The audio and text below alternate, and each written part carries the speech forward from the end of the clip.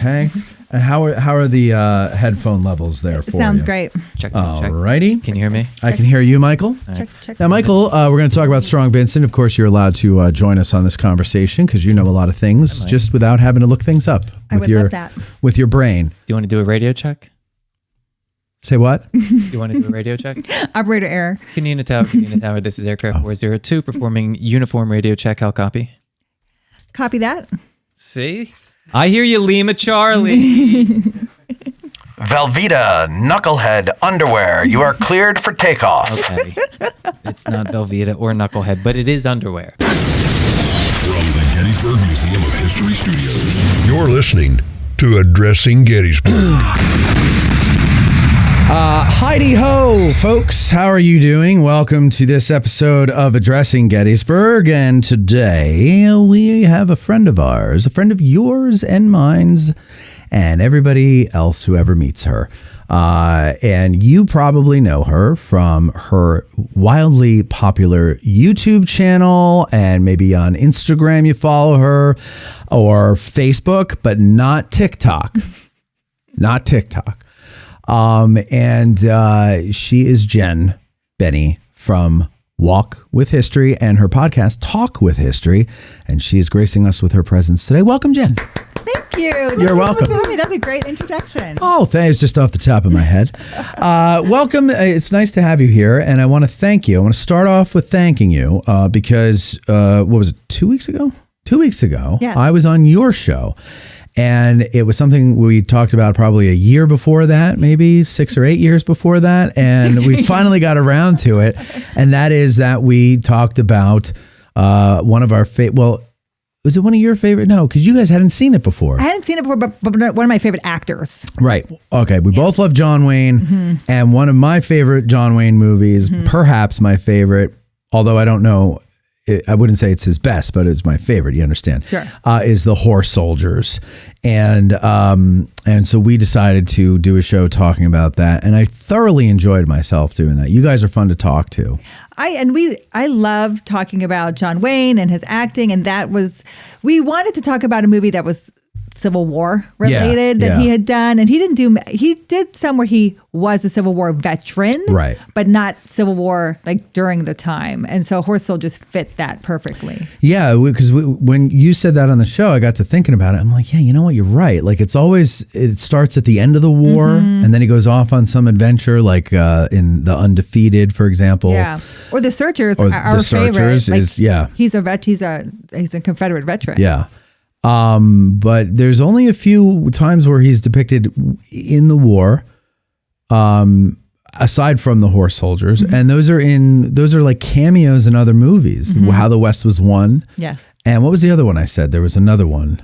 I can't remember what it was now. Yeah. I forget. It was just a quick one, but I don't remember what you had said. Yeah. And anyway, but so I had a lot of fun doing that. It was nice to do. And I hope there's something there because I was in honor of John Wayne. I Googled what his favorite drink was, and it was bourbon. Mm-hmm. And but he liked wild turkey. He did, which is disgusting. Yeah. And maybe at the time that was the best thing going for bourbons because now there's like a million different types of bourbons. And can I just say to the bourbon people, enough. And then with the beer people and all the different flavors of beers, enough. Everyone needs to come out with their own brand. Oh my God! Right? Well, we're going to do that too. But but what I'm saying is like all the different flavors and everything. Enough. Just stick with good old fashioned bourbon. Why can't we have coffee flavored coffee and bourbon flavored bourbon?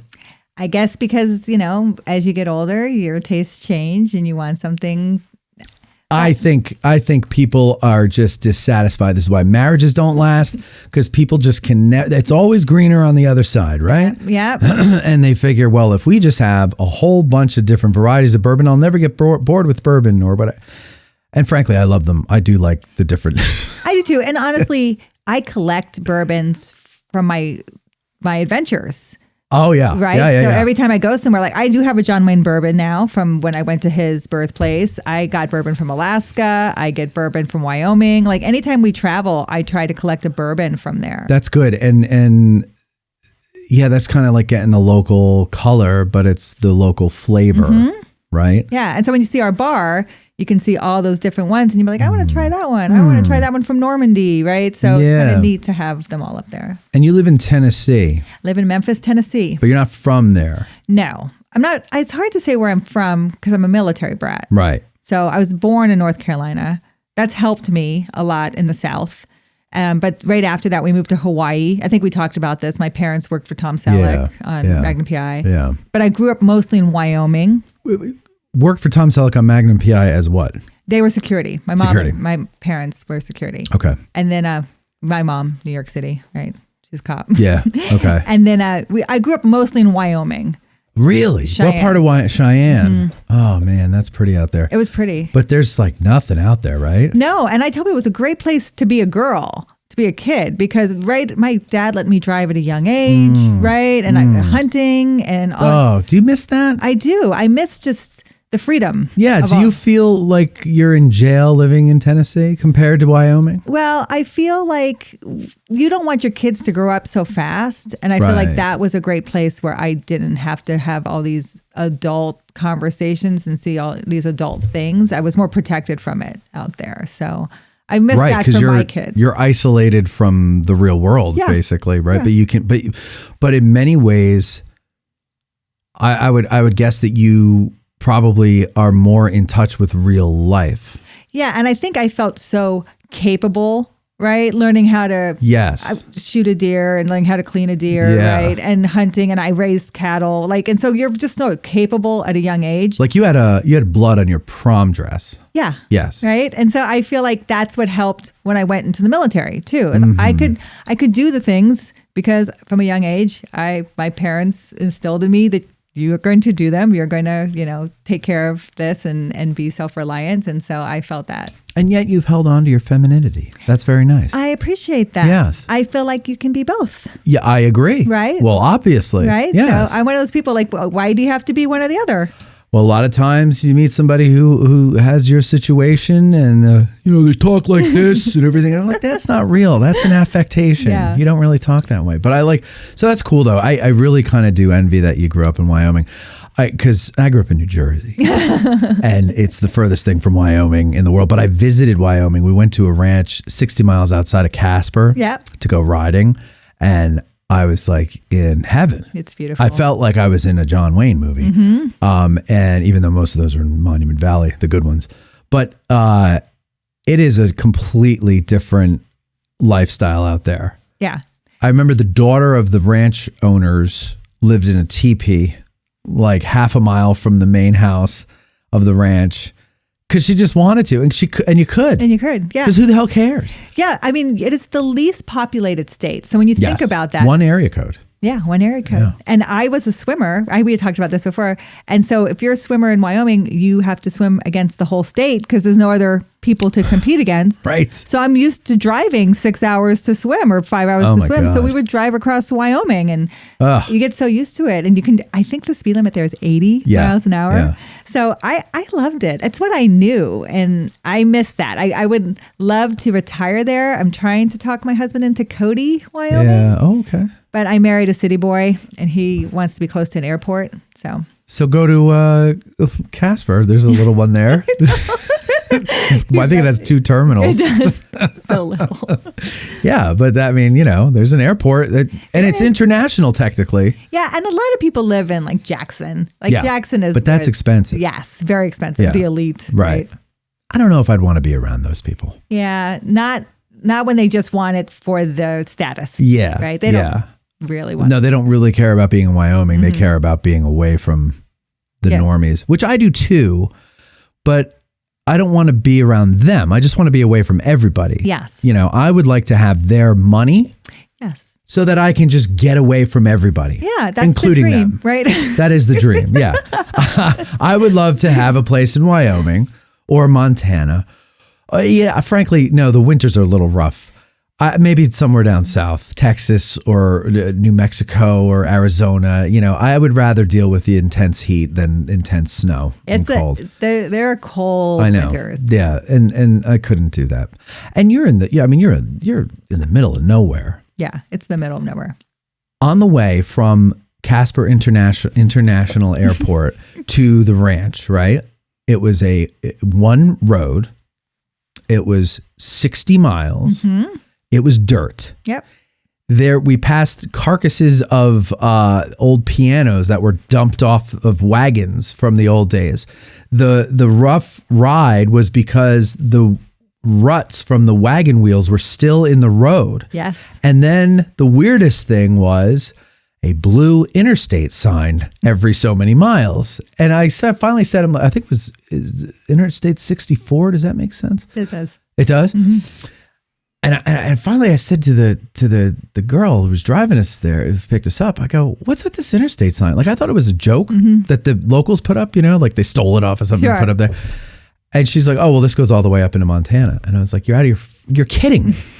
And I couldn't believe it.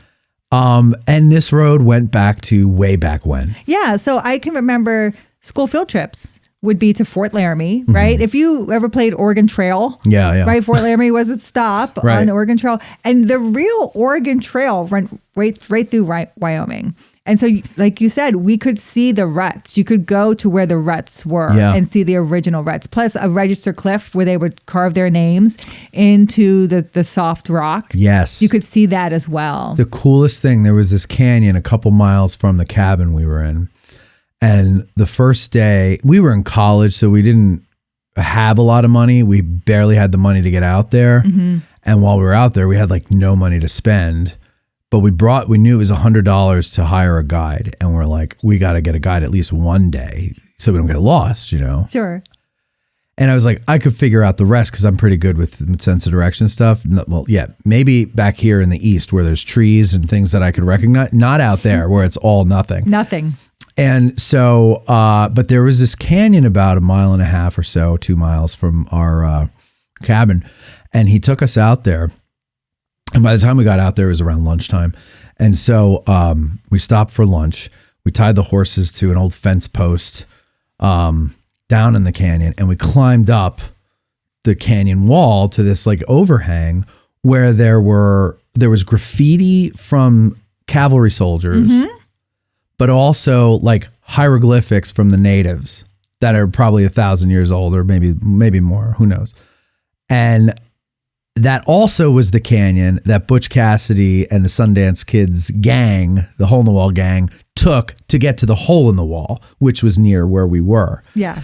And I was like, this, and the thing is, there's very little modern hands or evidence of modern hands out there, right? Nope, nothing's paved. Mm-mm. I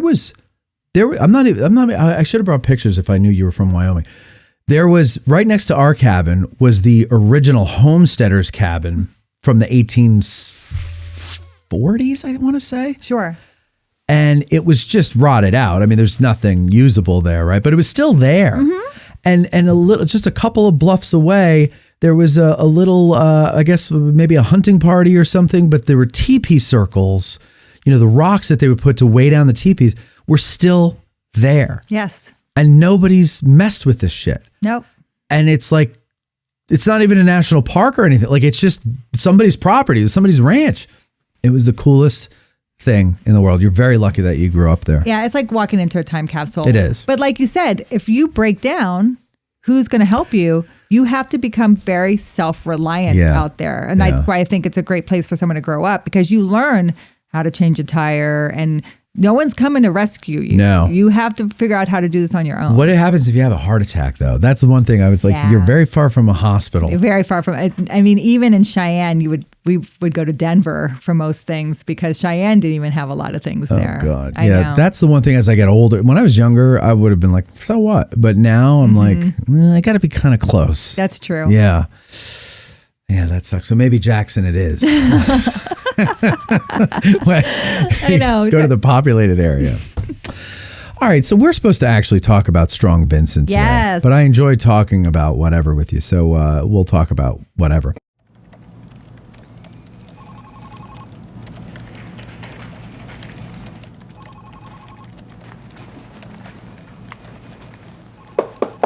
Hey, buddy. What's got you so down? Hey, Court. I'm looking for a gift, but I just don't know what to get my Gettysburg friends and family. It sounds like we need to have a talk. Come on. You love this place, don't you? You bet I do. It's my favorite place in the world. Well, you see, at Addressing Gettysburg, it's our mission to keep these stories alive. How do we do that? I'm glad you asked, sport. You see, Gettysburg is the gateway to the most brutal and crucial time in American history, so we interview experts, and our listeners learn with us. That sounds amazing. It is!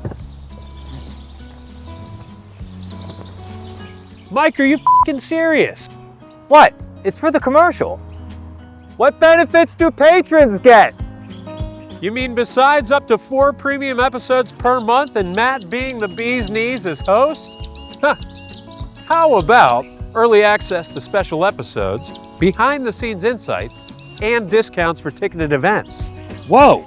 None of the other history channels I follow do that for their listeners. That's because Addressing Gettysburg doesn't take its listeners for granted and really cares about us learning American history. You know, I should gift my Getty's nerd friends and family an Addressing Gettysburg Patreon membership.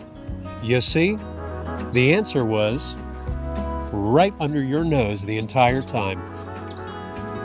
Make Addressing Gettysburg's Patreon a gift for the Getty's nerd in your family this holiday season. Addressing Gettysburg wants you to learn about the Civil War with us, and we need your support. We'll run this ad until it gets annoying, and then we'll run it until you become a patron at patreon.com/Addressing Gettysburg or by scanning the QR code on your screen. Happy holidays. The hell are we staring at? No idea. Okay. Strong Vincent. This was your request. You said, yeah, what a great name. It is a great name. His mother's maiden name, yeah, Strong. And that's all I know about him. So I learned about Strong Vincent. I kind of go on a rampage about Strong Vincent. He's our second, okay. I want people to know. So our second video on Walk with History ever was Strong Vincent. And it's because we were living in Erie at the time, Erie, Pennsylvania. Scott had his command tour there. So my husband is active duty military. I'm a retired Navy pilot. He is a surface warfare officer turned HR. So Navy, go Navy. Turned his 50th birthday. I have to say it. Go Navy, beat Army. Of course. And so his command tour was in Erie, Pennsylvania. What the heck is in Erie, Pennsylvania? It's the little cutout of Pennsylvania on the Great Lake. Mm-hmm. So it can have freshwater access, basically. And this is where Oliver Hazard Perry will have his fleet from the War of 1812. That's kind of like the big thing of Erie. So Navy presence there. And we were going to a re-enlistment at the Maritime Museum. And as I walked out, there was the statue and it said, Brigadier General Strong Vincent, Hero of Gettysburg. And I'm like, who is this guy? I've never heard of him before. And it was the statue of him with a riding crop in his hand. He had the awesome mutton chops. Oh, awesome, right? You like mutton chops? He wears them well. Oh, you like them on him. Okay. On him. Not everyone can wear them. Not everyone can pull a mustache off. Could Scott wear mutton chops? I think he could. You think he could? I think my husband could. Okay. So I wanted to know more about this guy and who he was and why is he the hero of Gettysburg? And so as I researched more about him, found out he's born right outside of Erie, a lawyer from Erie, went to Harvard, comes back, practiced the law, and when the war breaks out, he joins the 83rd Pennsylvania. And he comes in as a lieutenant colonel, but again, not a West Point guy, right? He's a lawyer. And he's in Fredericksburg, he's in Chancellorsville, and he gets a brigade, and he is the guy on the second day of battle when that far left flank of Little Round Top is supposed to be defended, and it's not because Sickles kind of went too far. And Warren is like, he's up there and he says, like, this is the place, but who's going to take care of it? And he sends an aide out to find Meade and tell Meade, hey, someone needs to defend this. And Meade grabs one of his aides to go find Sykes to go find someone to defend this. And Sykes' aide is running around. Vincent is sitting on his horse watching this aide run by and he goes, what's your orders? And he goes, I need someone to I need to get to the general to find someone to take this hill. And Vincent, without orders, says, I'll take it. Because he sees it. And I just feel like here's a lawyer men at that time are studying tactics, right? Understanding war tactics. And he's seeing this spot on Little Round Top that is not defended. You can see the rebels advancing. And he gets his brigade up there 5 minutes before the rebels advance. Sorry. No, go ahead. And everyone knows the 20th Maine, the far left flank of his brigade, Chamberlain, and the charge, which rightfully so, Joshua Lawrence Chamberlain was very brave. That bayonet charge is very brave, but it's Vincent who puts him there. And it's Vincent who tells him to hold the line. And Vincent will get mortally wounded that day and doesn't get to tell his story. But it's Vincent who had the forethought. It's Vincent who saves the day. It could have been a lot different. If those rebels would have taken Little Round Top before any brigade had gone out there to defend it without direct orders, it could have been a lot different battle that day. We had this debate on the show a few years ago. I forget who the guides were. I don't remember. It's come up a bunch of times, but Warren is known as like the hero of Little Round Top, and not to take anything away from him recognizing a potential disaster. Sure. Okay. But to me, I remember this, I got in this debate after 9/11 and when everybody was a hero. Sure. And I'm always like, well, that's funny. I always remember that a hero is somebody who does something that he's not getting paid to do, and who does something out of the ordinary for someone else. Mm-hmm. And nothing against firemen or anything, but they are supposed to go into a burning building, right? The guy who's evacuating his office and hears somebody stuck in an elevator and goes to help that person and can't get him out, but is like, well, I'm going to stay with you until we can figure out a way to get you out. And they do. That's, to me, a hero. Sure. Right? So with that, my definition of hero, Warren is doing what someone in his position, standing on a boulder with binoculars, seeing everything, should do. Should do. Mm-hmm. Vincent is a guy who is breaking protocol. Yeah. He is breaking the rules to go and do something that needs to be done because he recognizes, I'm right here. I can get up there quick. If we take the time to go through the chain of command, that hill could be lost. Yes. I'll get in trouble, but I'm willing to risk it in order to save that hill. Exactly. And that's, to me, a hero. That's a hero. Yeah. So, yes, Warren has the statue. I mean, anybody could stand up and go, this will be a strategic spot for a battle. I could stand up there and tell you that, right? Like, yeah, it's the high ground. The high ground's the strategic spot for a battle. Right. I also want to be like, it's not like pie, right? If we're not going to take away someone's hero status to give someone else hero status, right? Like, I'm not taking anything away from Chamberlain. I just felt like Chamberlain's story got so blown out of proportion. Yeah, so told, so blown up. He becomes the hero of Little Round Top. He can write about himself. He can write about, and we've talked about this too, the fog of battle when things are so crazy. Two people could be right beside each other and have completely different experiences, right? So Lawrence gets to write about it later and later and later. And he beautifully, gets to, by the way. Yeah, embellished more and more and more. But what happens is Vincent doesn't get to tell his story. And I never see Chamberlain. Chamberlain doesn't ever speak bad of Vincent. But I don't see him giving of Vincent the credit, right? Where I think someone would be like, I was there because of Vincent. I did what I did because of Vincent. Like, I think he could have done more of that. And then I feel like Gettysburg, for a long time, the park also fell into that trap. Sure. Right? They paved the way to get to the main 20th monument, but there was no way to get to the 83rd Pennsylvania that depicted Vincent. Right. Or the 16th Michigan, or like everybody else is just kind of like... You had to beat through the weeds and get poison ivy, right? And fall over the rock and be like, where the heck is this thing? But Maine had a nice paved area. It's named for Chamberlain Avenue, right? And I just thought it was disproportionate. No, yeah, you're right. And I think now in the last, it came to my attention, let's say 7 years ago when I started doing this, and it might have been brewing before that, but a lot of people, especially Gettysburg characters, are getting a second look, and I think a more sober look. Because, whether it's hero worship, like with Chamberlain, or villainizing, like with Stewart or Longstreet, both of them they remind me of people who are intoxicated, right? Like it's like there's no reasoning with them. It's just this one extreme drunken way of looking at things. Whereas now I think everybody's like sobered up a bit and we're kind of sitting back a bit and we're like, yeah, you know what though? Like, it's easy to blame Longstreet, or it's easy to make Chamberlain the hero, but there were like other people there.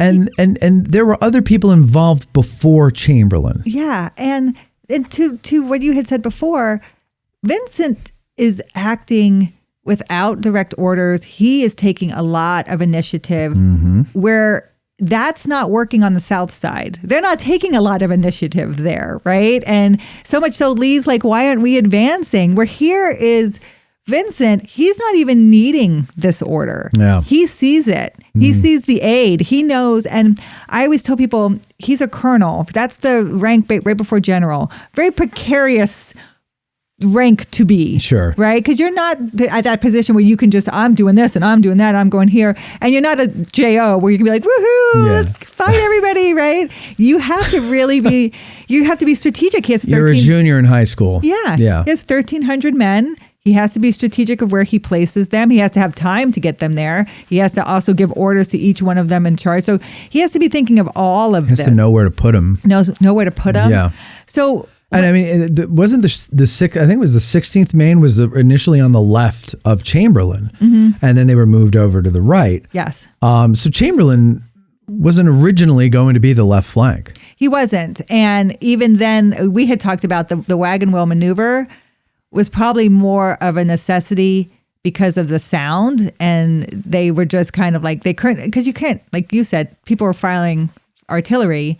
It's not like you can yell charge and turn. Like they're just doing it because they can't see and they're coming closer. And so it's one of those things that's working out for them, but it's also a necessity of battle in the moment. Yeah. Yeah. So what is it about that fact that Vincent is breaking the chain of command and taking the initiative himself that attracts you and I to that aspect of him and kind of makes him the hero to us? Because it worked in his favor. Right. So if it failed, I mean, for him, it failed because he died. He died. Yes. so he doesn't get to tell his story. No, but it really saved the day for the Union. Because can you imagine if the South had taken, because the South was 5 minutes away from taking Round Top. And if they would have taken Round Top and then the Union would have been low ground trying to take it back, it could have changed the whole course of the second day. So do you think it would have? It's like could have, would have, but I think it really, that's the argument I make, is that it could have changed the entire course of the second day. The course of the second day is really what drives the third day to be the Union victory. But if this would have changed to a Southern victory that second day, and then Lee, he was already there, would have gotten the reinforcements that third day. And I think this is the farthest the South advanced to the North. If they would have gone even further, they would have won this battle. Gettysburg is like kind of the turning point here.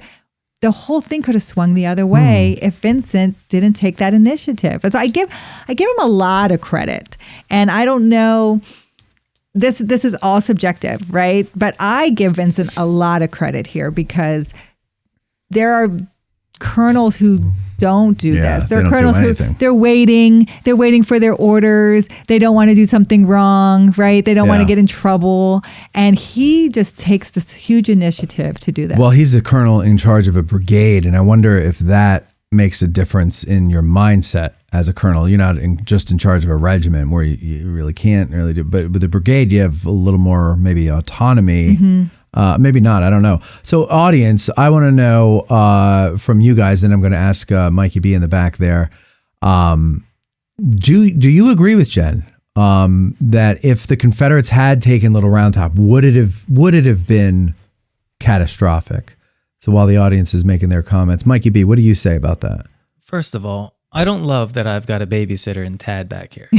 What, is he telling you what to do? No, he is, but he's doing it with his silence. You know, I feel like every camera switch, he's not even watching. Right. I have anxiety. Yeah. So your paranoia is getting the better of you. To answer your question, yes. Mattathy.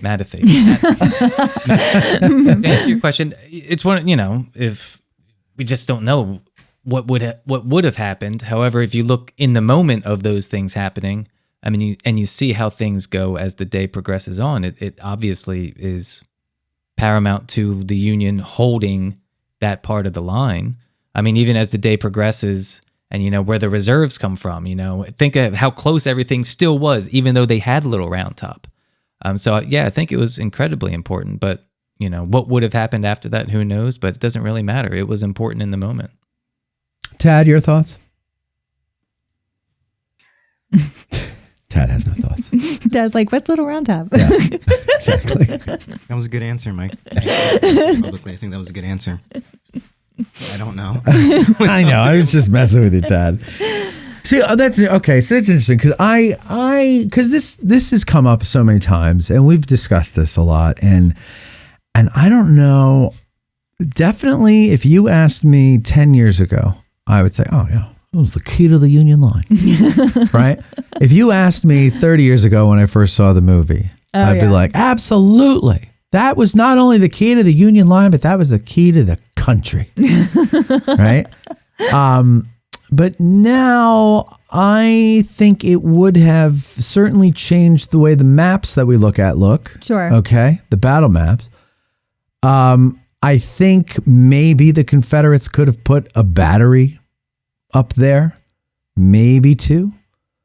But I don't think it would. I still think the end result would have been the same, and they would have lost the battle, and they would have had to give it up. And to be fair, you know what's so hard about these, Matt? Is you just don't you don't know the mental side of it, right? So they had just gotten, the first day did not go well. And if the second day starts to not go well, who knows what happens? We think of the Union Army of the Potomac as strong. Well, the second day really didn't go that well, though. What's that? The second day really didn't go that well. I mean, not as bad as the first day, but like... No, but I mean, if it had gotten progressively even worse than that, if now they're in what we would consider our rear, the Confederates really don't get in the rear. And we know how many... Say that again. Arrears. we know it's just law, because we've studied the battle. We know the maps, but they didn't know if there were more forces behind that. They didn't know what the strength was. So how would they have acted? Would they have had to pull back the left? Would they have had to have vacated the area? All things we don't know. So to me... You're talking about the North? Yes.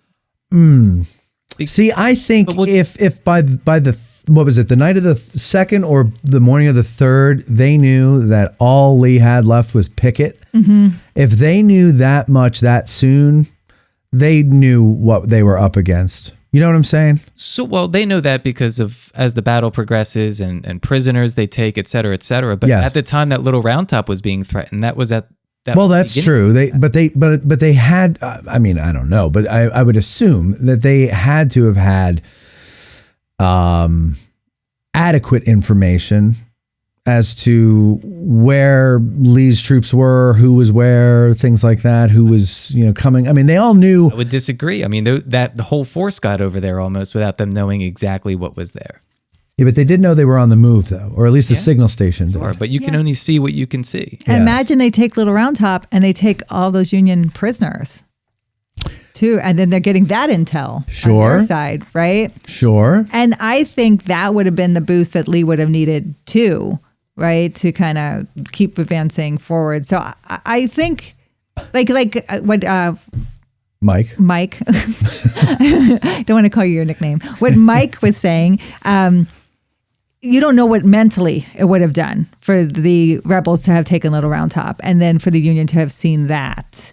And yeah, I guess. I mean, I don't know. Again, Mike brought up, you got the 6th Corps still coming up. Mm-hmm. I think maybe you would have had a longer fight over Little Round Top, kind of like maybe like the way it went for Culp's Hill. Sure. You would have had to try to retake back and forth part of it and something and so maybe that's what the reserves would have been used for.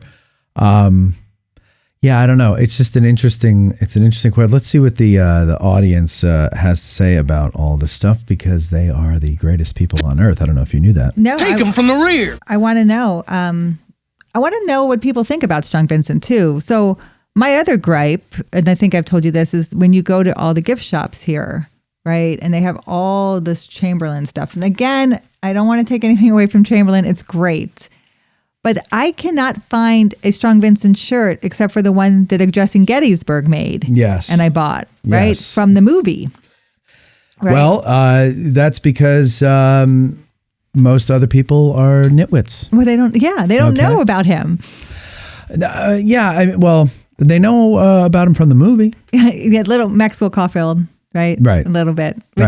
Great. You liked his mutton chops. Yeah.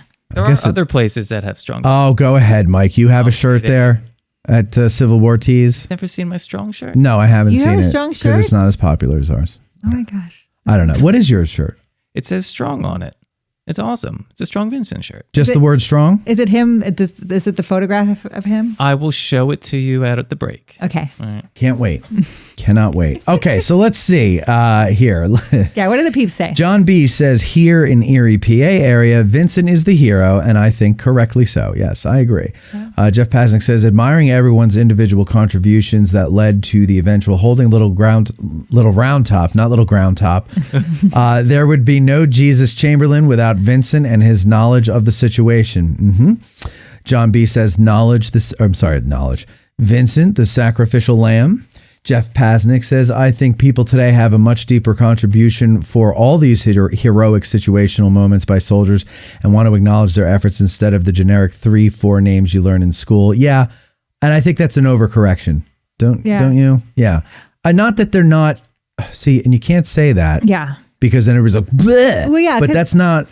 Go ahead. And I want to stress, yes, there are heroes. Like you said, O'Rourke will die there. There's a couple officers that are going to die on Little Round Top. And Chamberlain does survive. He gets to tell his story. But I want to stress, none of them would be there without Vincent. Right? So that's what I'm trying to say. It doesn't take away their heroism and what they did that day. I just want Vincent to get the credit for putting them there and having that moment for that entire battle of them on Little Round Top. That was his decision to do that without direct orders. He did this. And then he goes out in front without a weapon or anything, with just a riding crop, and screams at them to don't give him an inch, right? So it reminds me a lot of almost of George Washington in the way where he gets out in front of to motivate his men. He does the same thing. Except for Washington, the bullet holes were in his clothes, not in his balls. Exactly. Grant, who's from Australia, by the way, he says, I think it would have been a serious problem for the North if they had taken Little Round Top. Grant is also not anybody we take seriously. John B says, yes, Alabama regiment getting up in hill and even directing a couple cannons into the Union line could have caused a domino effect somewhere in the other Confederacy attacks that day. You see, I don't know. I disagree with that. I've heard that a lot. I don't know if I agree with that so much. And the reason is, okay, the Confederates take Little Round Top. Okay. Then what and with whom? Because the other side of that is the Union gets pushed off Little Round Top. They've got reserves. That's true, but and it's not just Little Round Top, as they could have outflanked them. They could have come around. With what troops? Well, the same troops with momentum, I guess. Right. And that dies out, especially when you don't have reserves to go in and exploit the advantages. So my point is the Union will have reserves coming up. That's true. So whatever gains the Confederates make off of Little Round Top or east of Little Round Top are going to eventually be at least challenged. I don't know if they're going to be chewed up by Union reserves, but the Union has something to work with. The Confederate is giving all it's got. Sure. The Confederates are giving all they got. And not just that, Matt, they've got the whole, the 12th Corps gets sent over there. I mean, there's plenty of manpower. My argument was devil's advocate argument, but you could also argue it could have even gone worse for the Confederates if they were in that position that far in advance. And then the 6th Corps and the 12th Corps arrived. So who knows? Yeah. But who knows too? What if the Lee had seen them advancing, and he goes, I'm going to send reinforcements now. Look at their. He doesn't have them.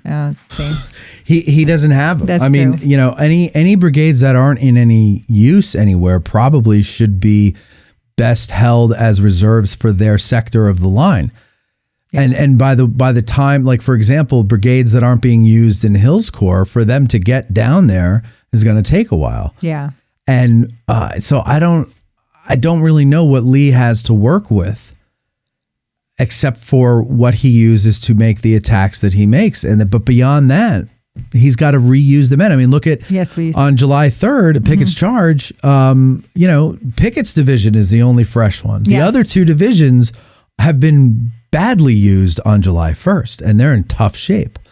So he doesn't have anything to work with. That's why I think it's just going to change the maps that we look at. Sure. Ultimately, like the end result is still the same. But luckily, our hero Vincent made it so we don't have to worry about that. We have very easy to read maps. Let me tell you what else we got here from people saying things. John B says, Confederacy attacking other parts of the Union line that day. Just a small, short effect could be costly. Maybe Union reinforcements are not moved to Culp's Hill or Cemetery Hill. What happens? Jeff Pasnick says Vincent's chops in the movie might be the best facial hair in the whole movie. Thank you. They are. Jeff Pasnick says, agree Civil War tees and great and love Mike's designs. Very nice. Those aren't Mike's designs. Those are his buddy Brian's. Don Zavodny says, if Confederates take Little Round Top, it would have created more chaos and chaos and gaps for Meade to respond to. But with the 6th Corps in reserve, it likely wouldn't have changed the result, but would create uncertainty. There you go. Grant says he's offended by that. And he's talking about me saying that we don't take him seriously. 6 questions. Gettysburg Lentz says, taking Little Round Top. I love that he calls himself Gettysburg Lentz, because he is Gettysburg Lentz, ladies and gentlemen, and he's about to be a licensed battlefield guide if they would ever open the damn government.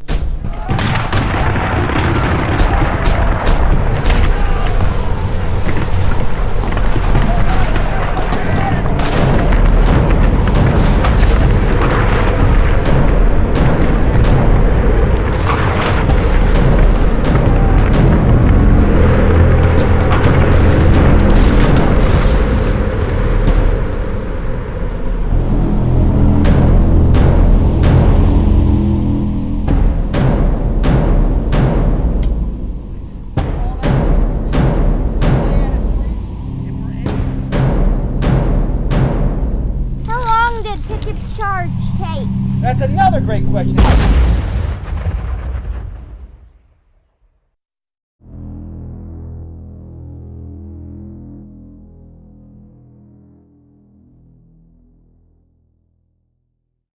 Taking Little Round Top would have been difficult, but holding it would also have been difficult. The Confederates do not have the support forces to hold immediately, maybe if Pickett reinforced. Thank you, Michael.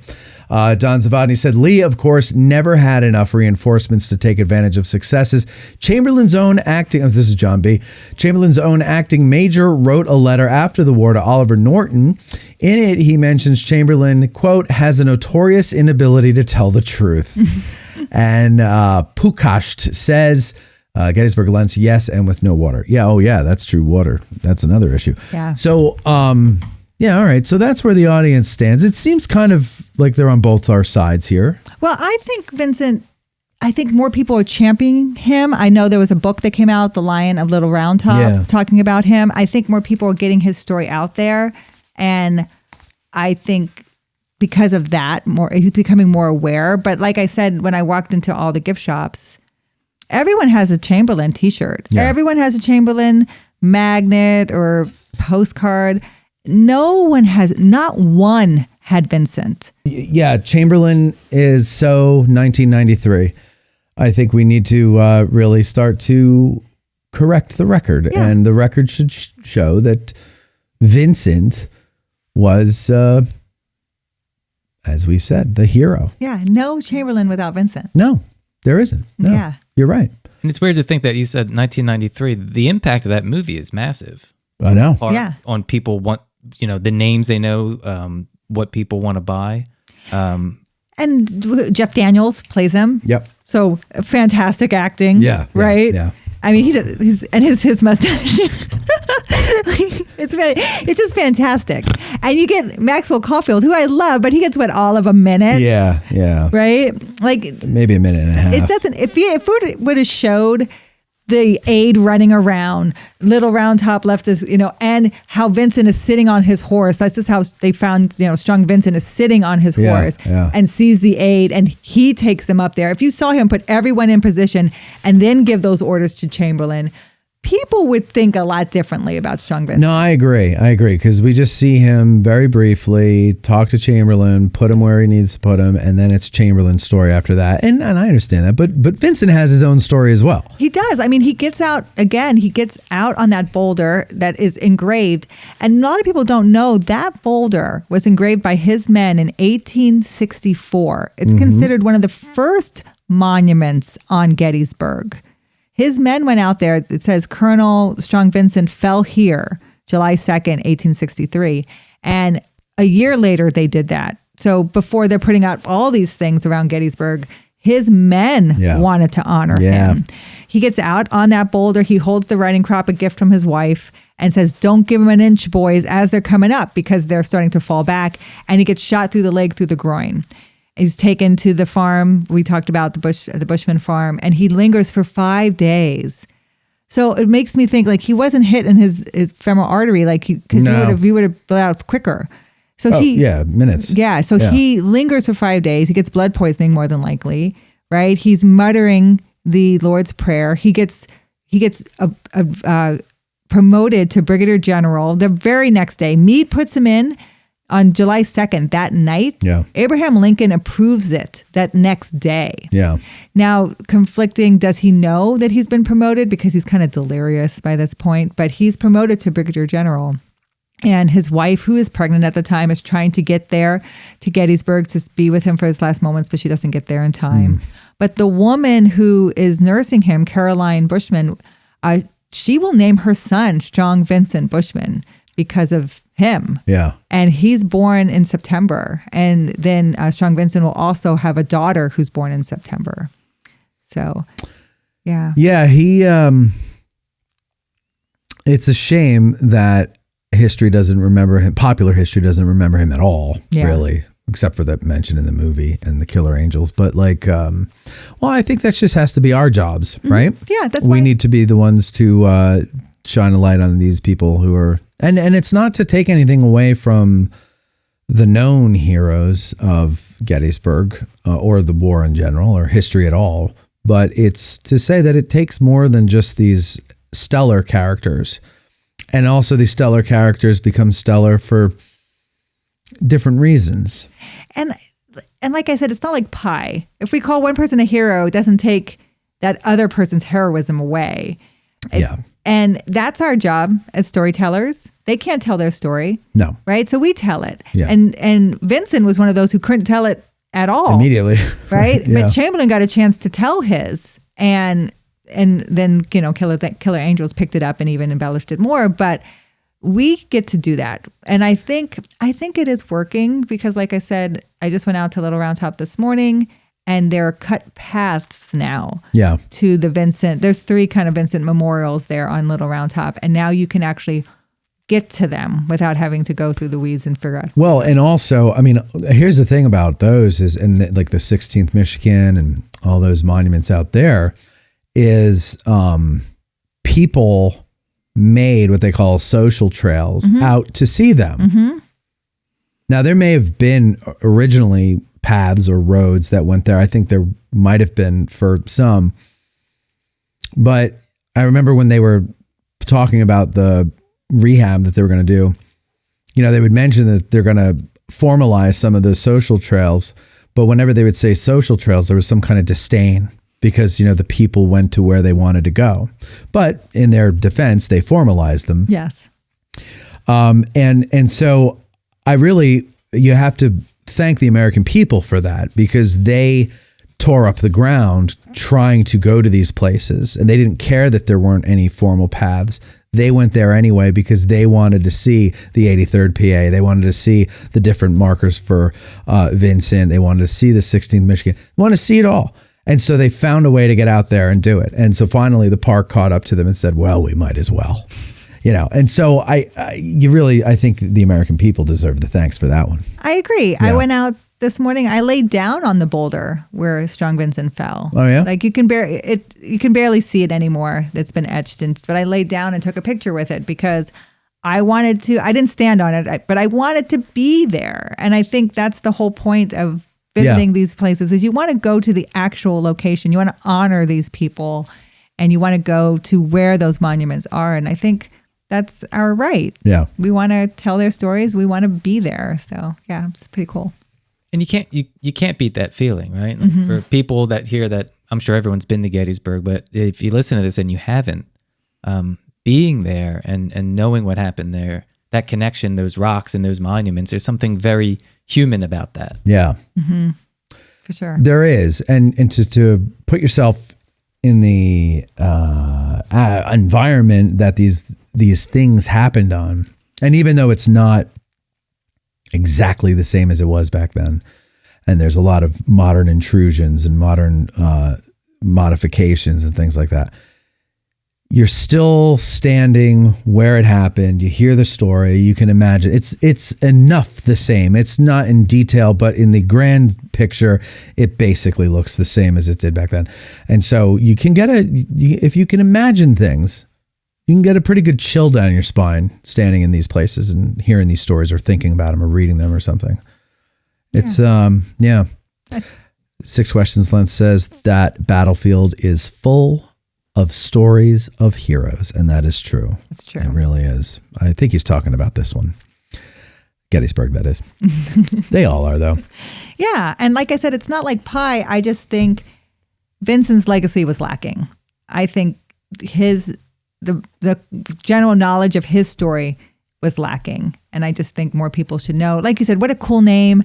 I was doing some research for Halloween. I dressed up as Agent 355. That was the female agent of the Culpeper spy ring during the Revolutionary War. And they believe... The Culper? Yep, Culper. Right.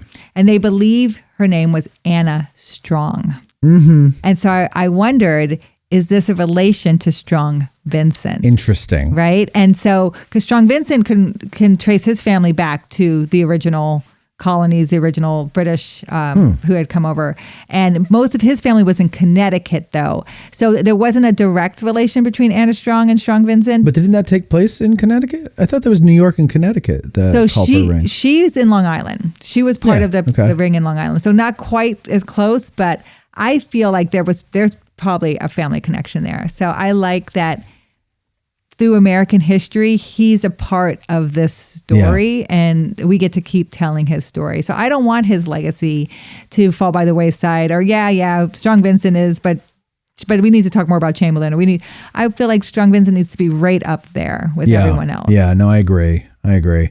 And it's a shame because he only took command of that brigade, I believe, in May of 63. Is that right? Yeah. And so he didn't have a very long time to prove himself up there, but at that level, which is a shame. Yeah. But the one big thing that he did in that time, even though it got him killed, was a huge help to the Union Army. A huge help. And can you imagine if he would have lived? Like I think about, he was Brigadier General Vincent, what he could have done after that. Right? We probably would have known him much more. Oh, yeah. By the end, he probably would have been Major General, command of a division or something. Yeah. Maybe a corps. What a great name. I know. Maybe just because of the name, they wanted to make him general, right? Well, I really enjoyed this talk about Vincent because we'd never done a thing where we just talk about Vincent. Yeah. It's always like he's part of the bigger story, and that's always what he's kind of subjugated to. Yeah. He's always subjugated to part of the story. And yeah, he did this, but I feel like people don't see the big picture of what he really did. And you get all the other stories out of him and what he did. But I really think he deserves his time in the spotlight.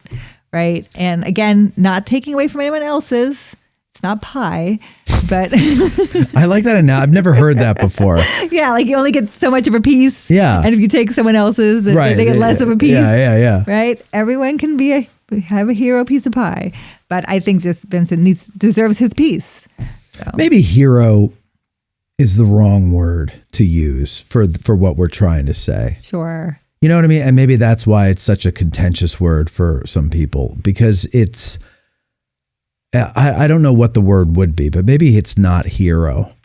The smart guy of Little Round Top. Well, I liked, when Myers used lion of Round Top, I liked that. Yeah. It is kind of like the forethought of, that's what Warren's statue is kind of alluding to, the forethought of Round Top. Yeah. Vincent is the fruition of that statue. Vincent is the one who's taking the action of that. That's great. The fruition. Yeah. Because Warren gets the ball rolling. He has the idea, but it's Vincent's decision that brings it to fruition and it saves the day for them. I also think that historians, and it's not that they didn't tell the story of Vincent and what he did at this battle, but I think they kind of, maybe in an effort just to sell books, and maybe it was their publisher's fault, maybe not their fault entirely, but whatever. All the books about Chamberlain, and not that there haven't been books about Vincent, but nothing like that. Nothing like that. And there was a color guard who was under Vincent, and in the color guard they had this rule: they had to be so close to their commander, right? And Vincent had yelled at him to put the flag down and hide behind the boulder when he got out. Yes. And that color guard, Norton, had written a book, and he really championed Vincent. Right. And he really, he told Chamberlain, every time Chamberlain talks about what he did and without giving Vincent credit, that he was robbing the dead. And I think that is a great analogy for these heroes who die at Gettysburg, and then their stories don't get pushed to the top, but the survivors will push theirs to the top, that it is robbing the dead of their due. Sure. Right? Sure. Because they deserve a piece of the pie. Yeah, absolutely. I like that. The robbing the dead. I don't like robbing the dead. I like the phrase. Jeff Pasnick says, this is a great discussion. I love the audience participation. You guys are all awesome, except for Mikey B. This is why I love AG and Patreon. I'm just kidding. He didn't say that, Mikey. He didn't say that about you. Say that. Gettysburg Lens says, this was awesome. Great episode. Vincent does not need more attention in the overall story of Gettysburg. Does need more attention in the overall story of Gettysburg. At Digital History Pioneers Foundation, we are about grassroots history on digital platforms. That means we are about podcasters, documentarians, YouTubers, and even TikTokers. All of these creators are out there trying to share their love of history with the public. They don't need ideas. They need funding, both from viewers and corporate donors. DH Pioneer's initial funding focus is on the Civil War era, with a special emphasis on the Addressing Gettysburg podcast. So be a vital part of the unique content Addressing Gettysburg has in store by donating at dhpioneers.com and help bring your love of history to the people. Digital History Pioneers is an IRS Section 501c3 approved charitable corporation that makes any donation tax deductible to the fullest extent of the law. Jeff also says he was an instrumental leader. John B., I like this. Colonel Vincent, the guardian of Little Round Top. There you go. And Six Questions says, without Ollie Norton, he would be even less remembered. And I think that is true. There's an interesting parallel there between Norton and Aaron Jerome and Buford, right? So you got Vincent and Buford. They're both killed. Vincent's killed at Gettysburg. Buford dies just a few months after an illness. But Aaron Jerome to Hancock. When Hancock talked about the Battle of Gettysburg and didn't give him what Jerome thought, didn't give Buford enough credit. Yes. And Jerome wrote him a letter and said, yo, buddy, like, do you even know the things that Buford did? Because he was with him as a member of the Signal Corps. So Norton's kind of the same thing, right? Where Vincent's killed and he's trying to get the word out. He was there. He saw first person the decision Vincent made. Yeah. he's the best person to kind of. Well, and that makes sense. You're right, because he would have a more intimate knowledge of what Vincent or Jerome to Buford, a staff officer, would be more intimately involved with the decision-making process and the actions of a commander. Yes. And would be the right person to really tell that story, because the soldiers, the rank and file, well, of a brigade commander, I mean, what's their, what encounters are they having with him? They're always at a distance, probably. 100%. And I can imagine Chamberlain getting the letters from Norton saying, because who else could hold you accountable than somebody who was there? Yeah. Right? I can imagine Chamberlain got those letters and was like, oh God, this guy again. He's like, you're robbing, what are you talking about? You're robbing the dead. Da, da, da. And Chamberlain's probably like, leave me alone in Maine. I'm doing my thing. Right. Luckily, Um, everybody's going to remember me and not you. Until now. Right?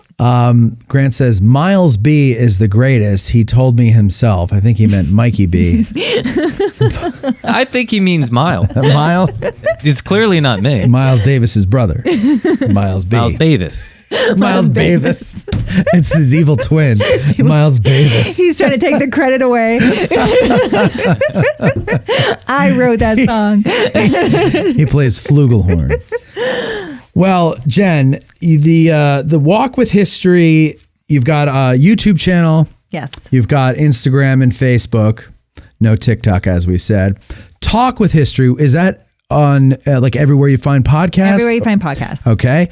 And it's walkwithhistory.net is your website. Yes. I'm sure everybody listening to this show already knows your show, but in case you don't already know her show, it has always been good, but it got great when she interviewed me a couple weeks ago and we talked about John Wayne and the Horse Soldiers. And that is really, I think that's the one that's going to propel them into... Congrats on being famous now. You can thank Matt. Yeah. I know. I signed the Wall of Fame. So. Thank Matt, who will remain right here in obscurity. So you're welcome. Thank you for coming out here and doing that. You didn't come out here just to do this, did you? I did. You did not? Yeah. Did you really? I came out here just for this. Now, granted, I'm going to make a video about Dick Winters while I'm here. So you're going to the museum next door? And I've been to Aldeborn, and I sat on the bench where he sees the Barnes family, and I went to the Barnes grave and I left a flag for them. Because again, as an officer, Winters, when he brings his men, he really thinks about living with the Barnes family and what they're fighting for. So I always try to think about, Vincent, Barnes, Vincent, Winters, even my story this Wednesday is Michael Murphy, the only Penn Stater to receive the Medal of Honor. Mm-hmm. Like these officers, they have to be thinking bigger picture every time they're making these decisions. And so I try to honor that and remember that, especially with Veterans Day coming up. When we've had veterans associated with the show all the time, whether as listeners or as part of the show, and they always, in absentia, bust the balls of officers, right? They're always, officers, and maybe there's some truth to that. I don't know. But on the other hand, what you're saying, like these guys really have to be smart. You can't make an idiot an officer, right? Because there's a lot of things that he has to think about. Or nowadays, she has to think about. Well, your people won't follow you either. That's true too. Right? It's not, you think people just following you blindly. That's not how it works. Right, because you have a little thing on your collar. Yeah. Like that's not how it works. So you're leading people into war. Right. And you have to you're putting yourself out there first, and you have to really be thinking of not only the strategy and the mission, but their lives as well. And you have to think above and below you. Like you have to think, how do I please my boss? How do I do my part to make his plan work? But how do I also not get my men killed? Yeah. Right? Yeah. It's a lot. And I'm always inspired by these people who have done it, right? And think of Vincent, think of Dick Winters, think of Michael Murphy. I'm just always inspired by these people. And I took that upon myself too. And, my greatest accomplishment in the military is I brought all my men back alive. That's what I say. After my deployments and lots of things that went wrong and could have been worse, I brought everyone back alive. And so for me, that was the greatest thing. And Sure. when I was done, I was done. Yeah. I'm not. Right. Don't jinx that. I'm not going back. Right. I'm not testing my luck. Yeah. God. Yeah. I can't. I mean. I can't imagine what that feel. You have to feel responsible if you. I mean, that sticks with you. I'm sure. And you talk about Dick Winters and Band of Brothers. Of course, everybody's seen that. I was watching it the other day, and you know how they would have the interviews with the soldiers in the beginning, the actual veterans. Yeah. I love how they don't tell you who they are until the last episode. But they're, how many years later that was? 60 years later, something like that. Yes. And they still, especially when talking about someone else getting killed, they get choked up. Right. And that can't, and it wasn't necessarily a guy they were responsible for, like as an officer per se, but just, a buddy. And, you don't lose that. And I can't imagine what that feels like. So I'm very happy for your sake that you brought them all back alive. And of course, for their sake as well, and their family's sake. But I can't imagine how much that would weigh on you afterwards if you don't. Yeah, the responsibility of it. And like you said, it's so much. You want to be up on tactics. You want to be knowing the mission. You want to be knowing what's going on day to day with the battle and the battle plan. Then you want to be knowing your people, make sure you know how all of their needs are met, right? Being an officer is a lot of responsibility, and you really have to take it seriously because when you get into battle, it's life and death. Yeah. And you want people who are willing to put it all on the line for each other. That's really what it comes down to. I always love what Dick Winters says at the end of Band of Brothers, right? And his grandson asks him if he's a hero. Yeah. And he said, no, but I served with people who were. Yeah, that one always makes me look the other way if there's somebody else in the room. Well, I think that's probably the same way Vincent probably felt. Sure. Probably the same way Michael Murphy probably felt, right? It's like when you're in charge, you really do not see yourself at that at all. You see yourself as this job. Yeah. And you want to take care of your people. That is the most important thing to you. And you want to accomplish the mission. And you want to do it, all with respect and bring everyone home with honor.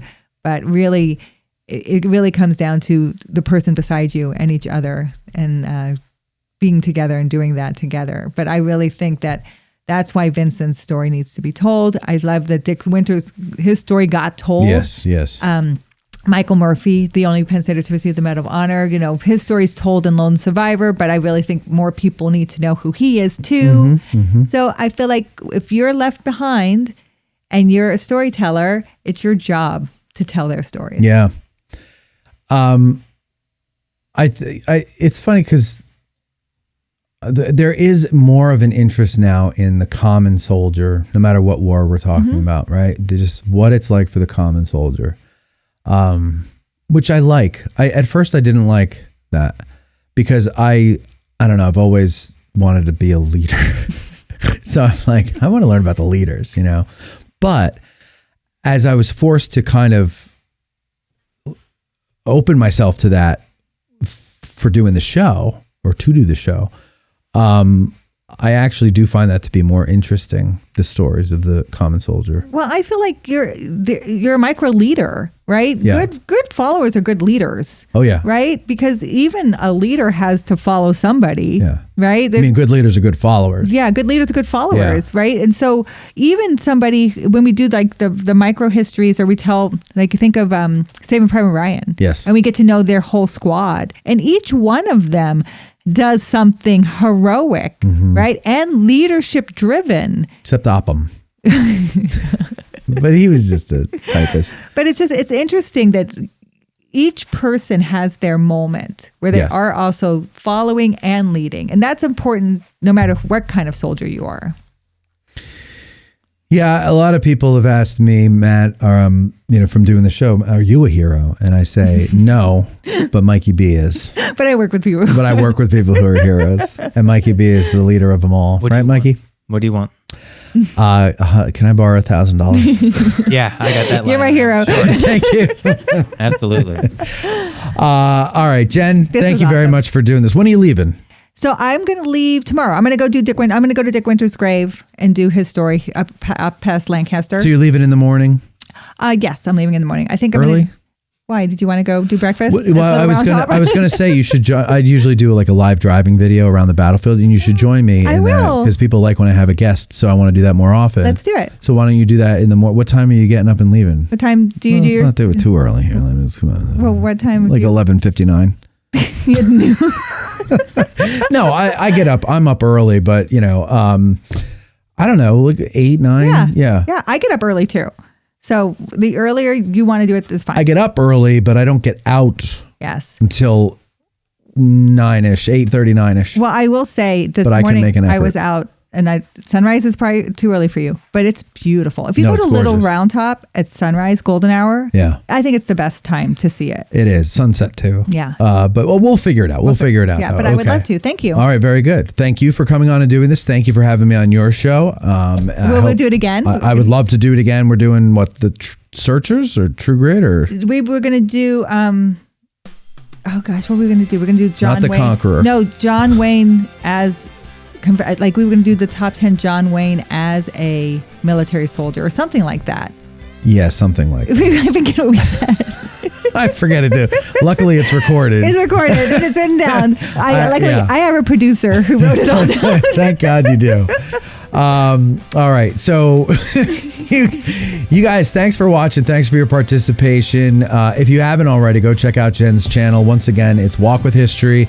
Talk with History is her podcast. That's the name, Walk with History, everywhere you go except for TikTok.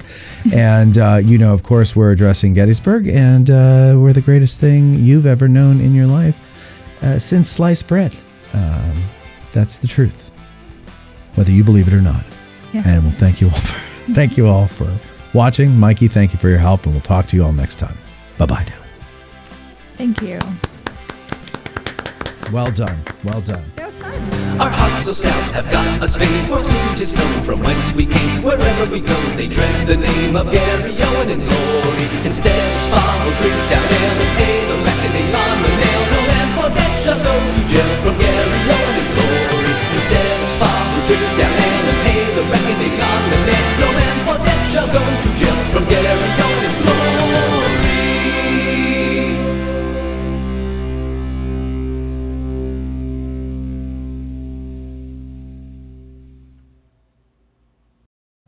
Thanks for watching. And if you enjoyed this video, we have a lot more content for you over at patreon.com/addressinggettysburg. Also, you can make a tax-deductible donation to help support more videos like this at dhpioneers.com.